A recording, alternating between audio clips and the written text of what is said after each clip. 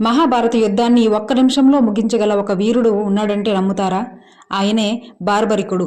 భీముడి మనవడు ఘటోత్కచుడి కొడుకు. ఇతని దగ్గర 3 బాణాలే ఉన్నాయి, కానీ అవే యుద్ధాన్ని తుడిచిపెట్టగలవు. మొదటి బాణం చంపాల్సిన శత్రువుల్ని గుర్తుపెడుతుంది. రెండో బాణం కాపాడాల్సిన వారిని గుర్తుపెడుతుంది. మూడో బాణం గుర్తించిన శత్రువులందరినీ ఒక్కసారిగా సంహరిస్తుంది. అందుకే బార్బరికుడు ఉంటే కురుక్షేత్ర యుద్ధం ఒక్క నిమిషంలోనే ముగిసిపోయేది. కానీ ఇక్కడే ఒక సమస్య. బార్బరికుడు ఒక ప్రతిజ్ఞ చేశాడు.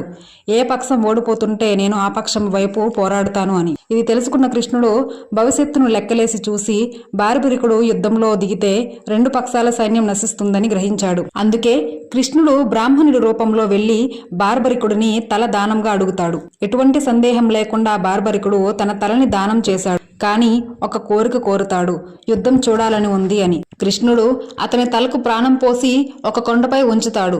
యుద్ధం ముగిసిన తరువాత అసలు యుద్ధం ఎవరు చేశారని పాండవులు అడగగా అప్పుడు బార్బరికుడు చెప్పిన సమాధానం, నాకు అక్కడ ఎవరూ కనిపించలేదు. కేవలం కృష్ణుడి సుదర్శన చక్రం మాత్రమే శత్రువులను సంహరిస్తున్నట్టు కనిపించింది.